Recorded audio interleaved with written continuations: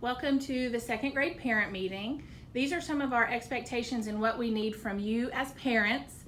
Communication is key for us. We want you to be part of our team so that we can do the best for your child. We use Remind 101 to send messages back and forth, pictures of special events, different things like that. You can communicate with us and we can respond back to you. If you need help with that, please see each homeroom teacher. Also, check every Friday for your child's yellow folder. Turn to the back of the folder to the weekly report, and you will see how your child's week was. S means satisfactory. N means needs improvement, and we need to work on that area. I means we are improving in those areas where we needed a little support and encouragement. Please sign the bottom of the weekly report, stick it back in the yellow folder, check the inside, keep anything that needs to stay at home, sign and return anything that needs to come back to school. We also will have 2 parent conferences this year, one in October, one in February, where we can sit down and discuss your child. So look for that coming home right after the first report card, and then we'll make those appointments and ask for your first 3 choices and get those set up. Transportation, please limit transportation changes. We want to make sure your child gets home. So if it changes every day, it's hard for us to keep up. We might miss a note. The fewer changes, the better.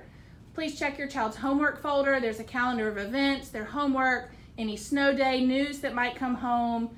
Just check that folder often, make sure they're keeping up with their work. We would love for you to read with your child, whether it's in English or Spanish. The more that they hear and have good reading modeled for them, the better they are in the future, and they continue to have that lifelong love of learning. Please limit tardies and checkouts. We start every morning at 7:45, and if they're late, they are missing instruction. And if they check out early, we are missing instruction. If they are going to eat breakfast at school, please try to be here by 7:30 so that they have plenty of time to eat their breakfast, use the restroom, get their morning work completed before that bell rings at 7:45. We start at 7:45, so if they walk in at 7:44 with breakfast, they are starting their day behind because now they need to eat breakfast, they need to go to the restroom, and the rest of us have already started working. So if they can be here by 7:30, if they're eating breakfast at school, that would be great. This is what we expect and need from our students. We expect their best. We expect them to work hard. We expect them to be kind, and this year we're even going to push that further and add responsible. Each child can earn different bag tags and beads, where on Fridays we wear these around the school and other teachers can stop and ask. They can look at them and they can kind of brag on what they've accomplished in the classroom. So sight words, working hard, taking care of their materials, being a good friend. They can earn brag tags and beads for lots of different things. We are going to have a snack time in second grade. Each homeroom teacher will find the time that works best for them. The snack must be a healthy snack. There will be a letter that goes home in the Friday folder on August the 23rd that will give you some ideas for snack options. Pretzels, granola bars, things like that are quick, easy to eat. We do not want chips, Takis, nothing that will turn the book pages or our papers orange. We do not want an orange that will be juicy and messy and take a long time for the child to eat. Quick, healthy snacks. If it is not a healthy snack, it will be sent back home. Your child should be bringing home a red folder every day. This is our Read Every Day folder. In their folder, there is several pages. One is kind of the instructions on how to do the red folder.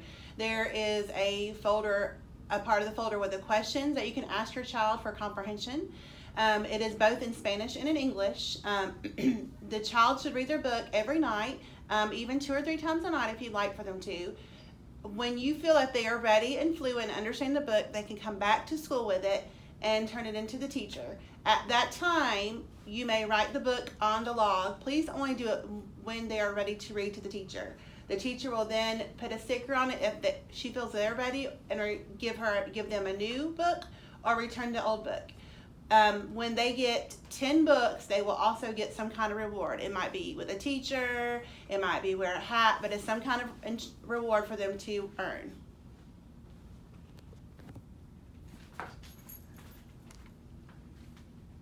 Also, you will be receiving a homework folder, which should have been a couple weeks ago. In there is a bingo sheet. You may do that at your own pace, but we ask that it is due on the very last day of the month. I would recommend that you at least do 2 or 3 squares a night if possible, just so that you don't get very behind and have to do them all at one time. Also, make sure you're studying math facts. They have some great math fact flashcards at the Dollar Tree for $1 for addition and subtraction both, or you could even just put them on index cards and do them yourself. In the homework folder, there's also sight words. Those sight words are lists 1 through 5.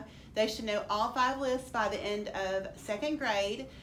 Lists 1, 2, and 3 should have been mastered in 1st grade, and these need to be studied nightly, and they have to be read fluently and also spelled fluently. And also, don't forget to read each night.